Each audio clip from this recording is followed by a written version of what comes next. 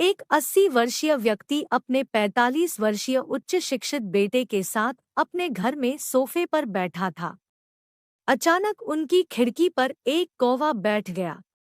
पिता ने अपने बेटे से पूछा, यह क्या है? बेटे ने जवाब दिया, यह एक कौवा है। कुछ मिनटों के बाद पिता ने अपने बेटे से दूसरी बार पूछा, यह क्या है? बेटे ने कहा, पिता, मैंने अभी आपको यह एक कौवा है कहा है। थोड़ी देर बाद बूढ़े पिता ने फिर से अपने बेटे से तीसरी बार पूछा, यह क्या है? इस समय बेटे के स्वर में कुछ जलन महसूस हुई। तब उसने अपने पिता से झुझलाते हुए बोला, यह एक कौवा है, एक कौवा। थोड़ी देर बाद पिता ने फिर से अपने बेटे से चौथी बार पूछा, यह क्या है? इस बार बेटा अपने पिता पर चिल्लाया, आप मुझसे बार बार एक ही सवाल क्यों पूछते रहते हैं? हालांकि मैंने आपको कई बार आ चुका हूँ कि यह एक कौवा है, क्या आप इसे समझ नहीं पा रहे हैं? थोड़ी देर बाद पिता अपने कमरे में गए और एक पुरानी डायरी लेकर वापस आए, जिसे उन्होंने अपने बेटे के जन्म के बाद से बनाए रखा था। एक पेज खोलने पर उन्होंने अपने बेटे को उस पेज को पढ़ने के लिए कहा। जब बेटे ने इसे पढ़ा तो निम्नलिखित शब्द डायरी में लिखे गए थे, आज मेरा 3 साल का छोटा बेटा सोफे पर मेरे साथ बैठा था, जब खिड़की पर एक कौवा बैठा था। मेरे बेटे ने मुझसे 23 बार पूछा कि यह क्या है, और मैंने उसे 23 बार जवाब दिया कि यह एक कौवा था। मैंने उसे हर बार प्यार से गले लगाया और उसने मुझसे 23 बार फिर से वही सवाल पूछा।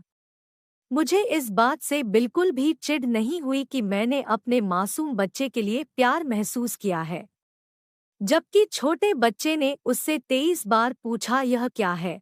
पिता को 23 बार पूरे सवाल का जवाब देने में कोई जलन महसूस नहीं हुई, और आज जब पिता ने अपने बेटे से सिर्फ 4 बार यही सवाल पूछा तो बेटे को चिढ़ और गुस्सा महसूस हुआ।